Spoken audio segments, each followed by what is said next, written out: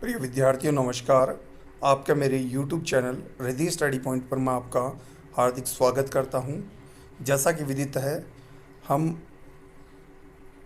कक्षा 12वीं की सृजन पुस्तिका का पंचम अध्याय वीररस के कवित भूषण को पढ़ रहे थे, जिसमें हमने क्रमशः प्रथम, द्वितीय, तृतीय इन तीनों ही कवितों को पढ़ लिया था। आज मैं आपको पढ़ाऊँगा चौथा जो कवित लिखा गया है, जैसा कि आप देख पा रहे हैं। तो चलिए बिना देर किए पहले इस पद्यावतरण में जो भी शब्दार्थ आ रहे हैं उनके अर्थ नोट कर लेते हैं। तो चलिए अर्थों को देख लेते हैं।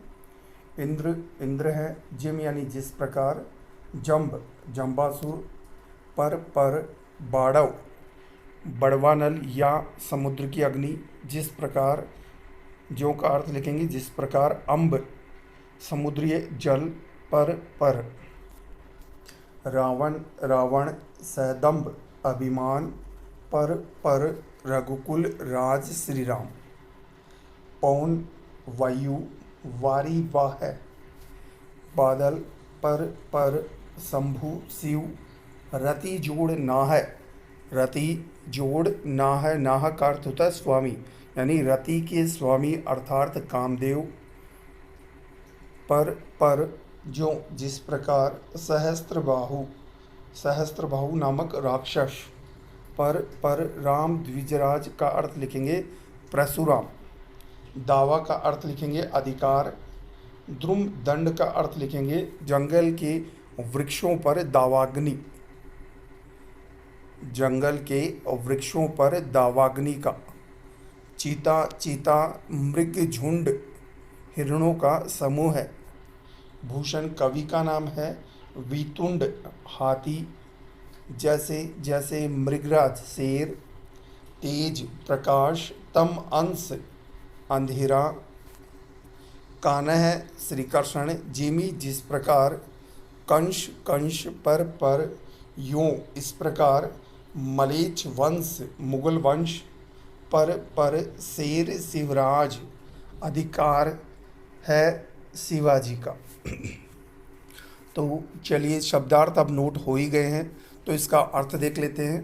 तो पद्यावतरण के दाएं बाएं जो रिक्त स्थान दिया गया है वहाँ आप इसका प्रसंग भी नोट कर लीजिएगा। वैसे हमने पाठ परिचय में इसका प्रसंग पढ़ लिया था, फिर भी यहाँ नोट कर लीजिएगा।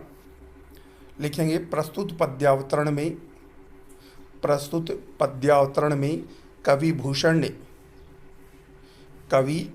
ने अपने आश्रयदाता शिवाजी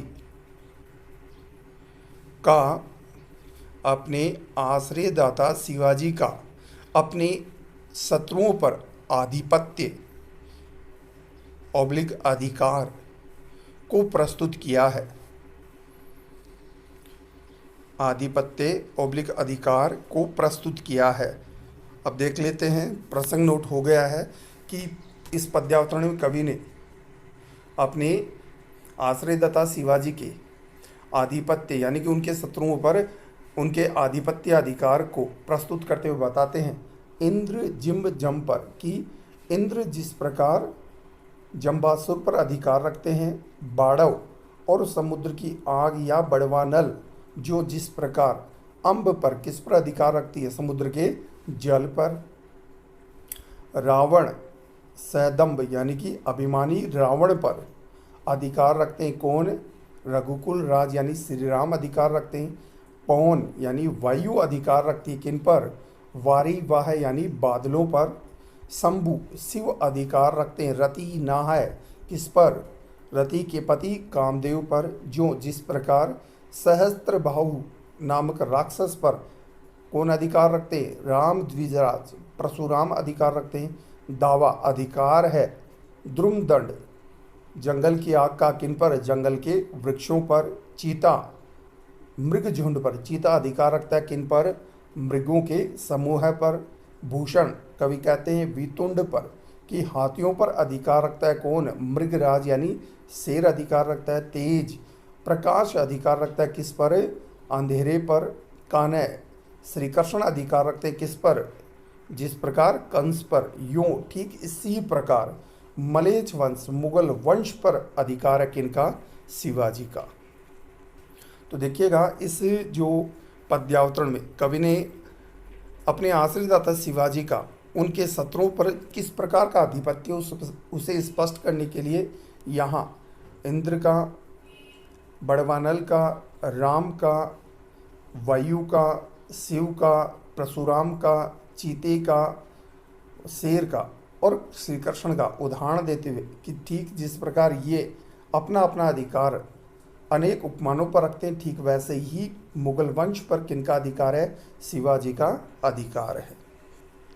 तो चलिए एक बार इसे फटाफट एक बार और रिपीट कर लेते हैं अब कि कवि प्रस्तुत पद्यावतरण में अपने आश्रयदाता शिवाजी का उनके शत्रुओं पर आधिपत्य या अधिकार को स्पष्ट करने के लिए कहते हैं कि इंद्र जिस प्रकार जम्बासुर को मारने का अधिकार रखता है, समुद्र की अग्नि समुद्र के जल को नष्ट करने का अधिकार रखती है, और अभिमानी रावण को मारने का अधिकार श्री राम का है, वायु अधिकार रखती है बादलों पर, शिव अधिकार रखते हैं रति के स्वामी कामदेव पर, और सहस्त्रबाहु नामक राक्षस पर अधिकार रखते हैं परशुराम, जंगल के वृक्षों पर अधिकार है जंगल की अग्नि का, चेता अधिकार रखता है हिरणों के समूह पर,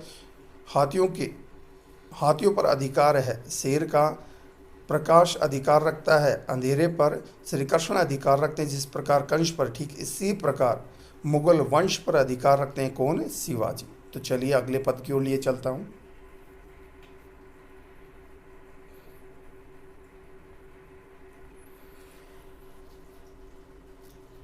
देखिएगा गरुड़ गरुड़ दावा अधिकार, जैसे जैसे नाग का अर्थ हो जाएगा सर्प या सांप, समूह है दावा अधिकार, नाग जूहे का अर्थ लिखेंगे हाथियों के समूह पर, सिंह सिरताज प्रसिद्ध,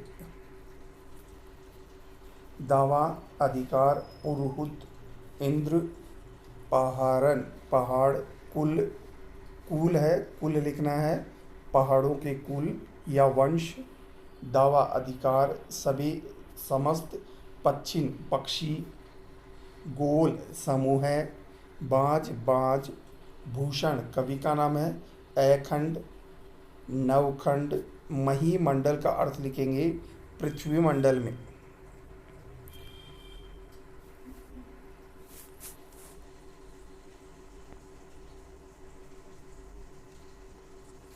चलिए इनके मीनिंग हो ही गए हैं, पहले इसको पढ़ लेते हैं। लिखा है गरुड़ को दावा, कवि ने यहाँ मुगल वंश पर शिवाजी के आधिपत्य या अधिकार को स्पष्ट करने के लिए अनेक उपमानों को मानकर शिवाजी की तुलना करते हुए उनके अधिकार को स्पष्ट करते हुए कहते हैं कि गरुड़ को दावा, कि जिस प्रकार गरुड़ अधिकार रखता है सर्पों के समूह पर, और दावा है नाग जो है, और हाथियों के समूह पर अधिकार रखता है कौन? शेर, पहाड़ों के कुल पर अधिकार रखते हैं कौन? इंद्र। लिखा ना दावा अधिकार है किसका? पुरुहूत यानी इंद्र का, किसके ऊपर? तो पहाड़ों के वंश पर। दावा अधिकार है किन पर? सभी पक्षी यानी कि समस्त पक्षियों के समूह पर, किसका? बाज का। भूषण कवि कहते हैं अखंड नवखंड, यानी कि इस अखंड और नवखंड पृथ्वी मंडल में। आगे देखते हैं, आगे लिखा है तम शब्द का अर्थ नोट करेंगे अंधेरा। दावा अधिकार रवि किरण समाज का अर्थ लिखेंगे सूर्य की किरणों का। पूर्व दिशा है ये पूर्व, पच्छा है पश्चिम, देश क्षय तीसरा है पहला हो जाएगा इसमें, दक्षिण, ते से, उत्तर लो यानी तक। यानी कि आगे देखते हैं पातशाही मुगलों की बादशाहत, तहाँ वहाँ, दावा अधिकार शिवराज शिवाजी। तो इसी पूरे पैराग्राफ को एक साथ पढ़ लेते हैं, आप पुनः रिपीट कर लेते हैं इसको।